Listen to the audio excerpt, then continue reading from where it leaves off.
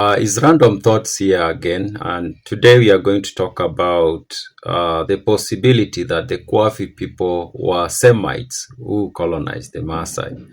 Before you comment, please try to follow my argument a little bit, and then maybe you might realize that we agree. I've realized that some people just see the title and they imagine what the video is about, and then they comment, and then they end up saying things that I'm not actually, or they end up arguing against things that I don't actually say in the video. The content in these videos comes from the book that was written by Dr.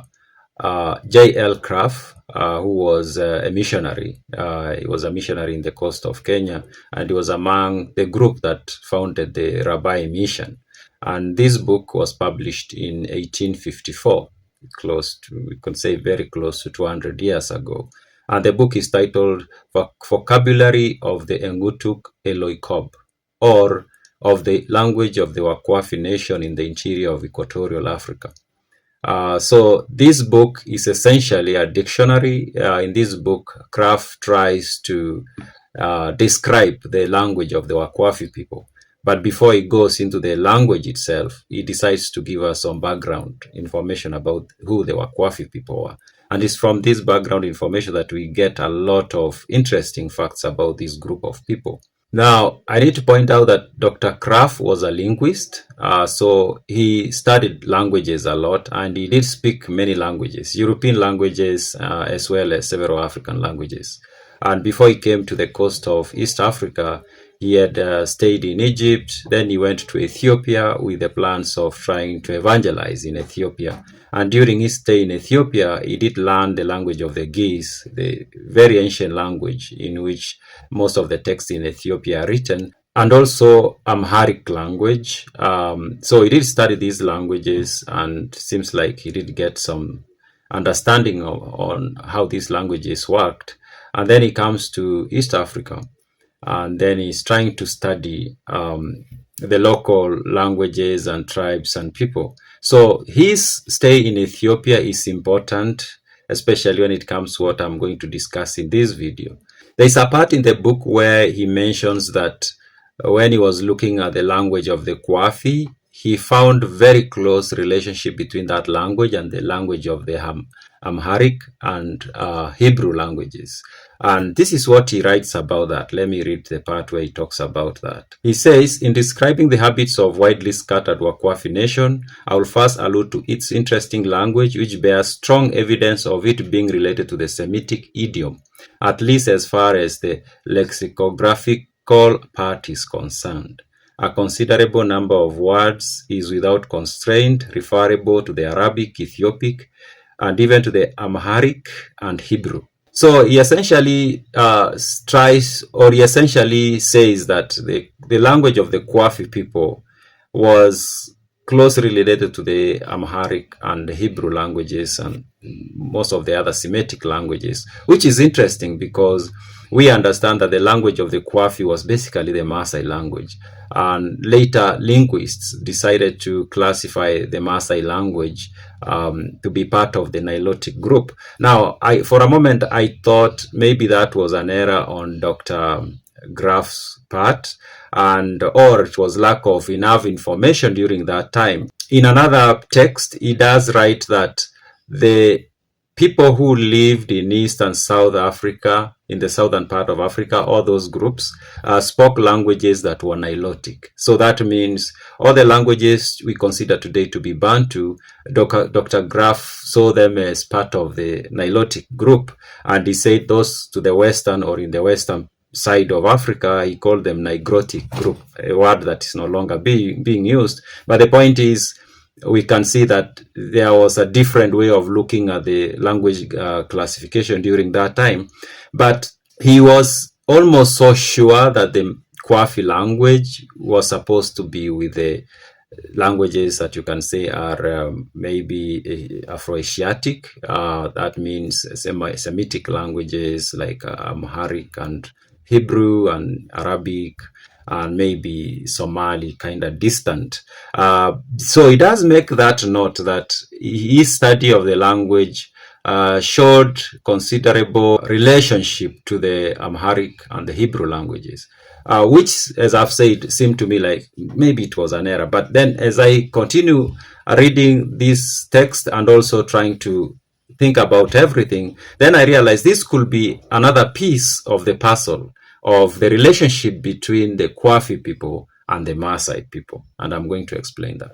So essentially, the Maasai and the Kwafi spoke the same language, almost the same language, but and also their cultural organization were the same. Their religious beliefs, their customs were basically the same, but they were not the same people, and they did not even look the same. The Kwafi looked more of Somali, or you can say more of Semitic, while the Maasai most likely looked more of what we know today as the Kalenjin. So then we are left wondering what was happening here. And it's also important to take into consideration the fact that these two groups were mortal enemies. They fought a lot, and at the end of it, of course, one of the two ended up being basically crushed and annihilated to a large extent, even though not the entire group disappeared. Of course, some of that group joined the Maasai and became Maasai proper, and some of them, of course, went to the north, and we have the like Kipia Maasai, and then we have the Samburus, and some people are pointing out that the Rendile could be, maybe they were part of that group, and then there was a significant part that joined the Kikuyus and became basically Bantu speakers. But what was happening between these two groups? And I've seen some people saying if two groups speak the same language, then automatically they come from the same origin.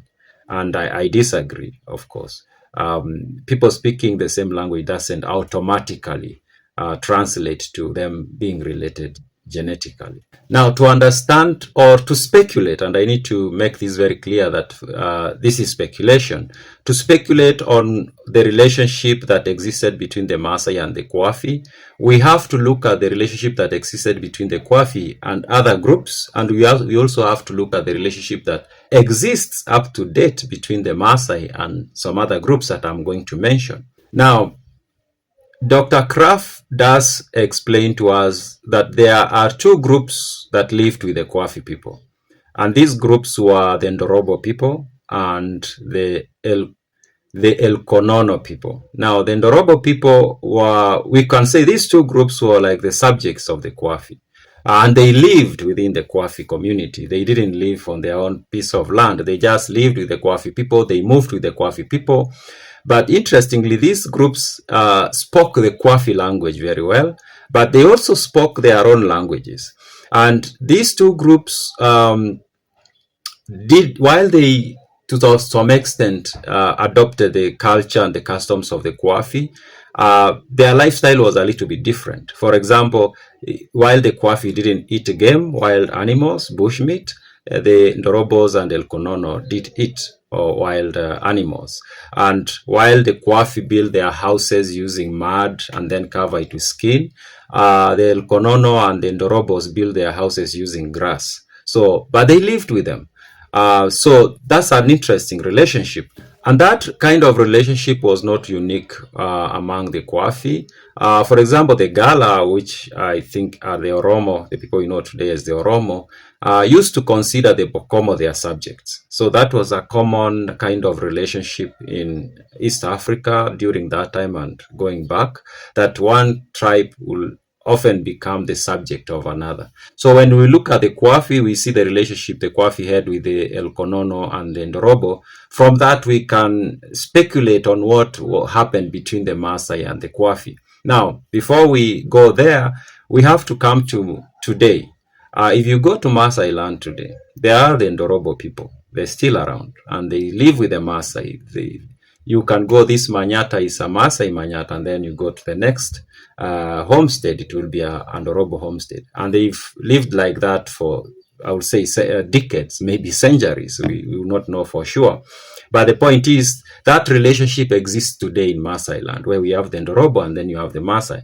And the thing is, the Ndorobo today, or maybe in the 90s and going back, maybe things have changed a little bit now. Even the Maasai eat chicken. They didn't eat chicken.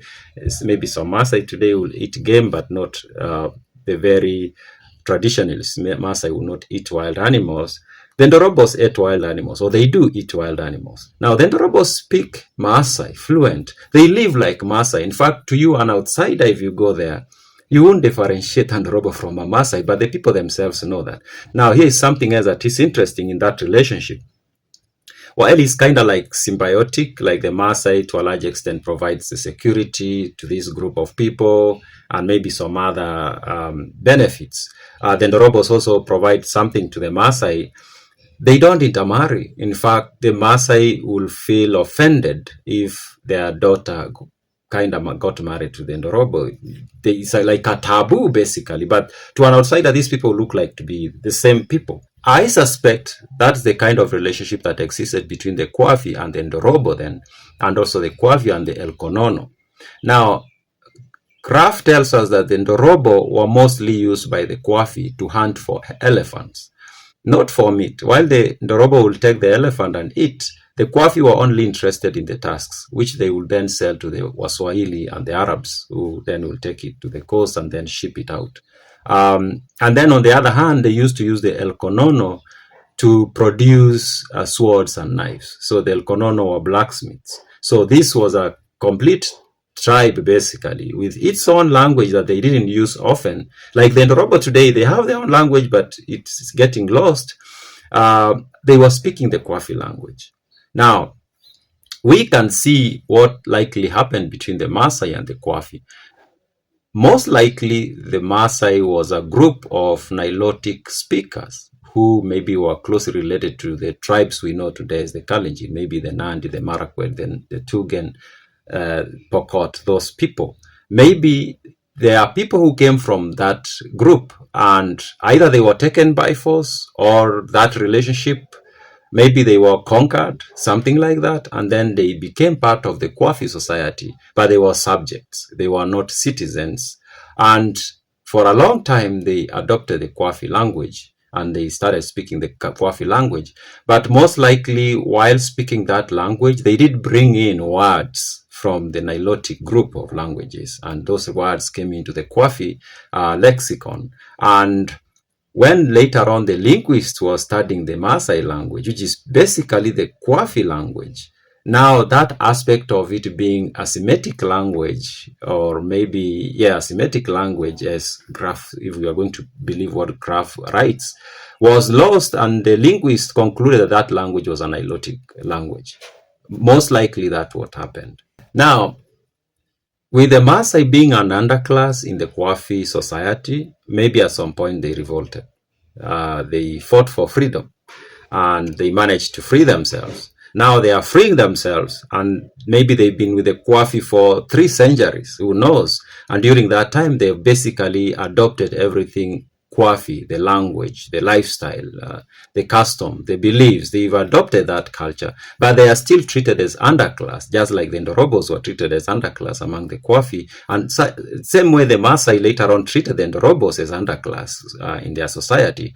So they revolt and they leave and they go build a different society that is basically based on everything that the Kwafi society is organized. Basically, they just take the structure, everything, and they just move themselves and create a new society that is the Maasai society. Now, it's likely that relationship of master and subject that made the two groups mortal enemies, and the fact that they revolted maybe made the Kwafi feel a certain way, humiliated kinda, and they wanted to punish them, and that created this cycle of fights and wars and very deep enmity between the two groups. And of course, that enmity ended up with the Kwafi being crushed in the end, and then the remnants of that community melted into the Maasai and the Kikuyu, and some of them moved to the north and became maybe the Samburu, and some exes the Rendile, we'll never know for sure. So the point is, there was a relationship between the Kwafi and the Maasai, most likely a similar relationship like the Kwafi had with the Wandorobo and the Elkonono, and also similar to what the Maasai had with the Wandorobo and Wamau. Wamau is another group of the Wandorobos, and that's where we get the name Mau and Mau Summit.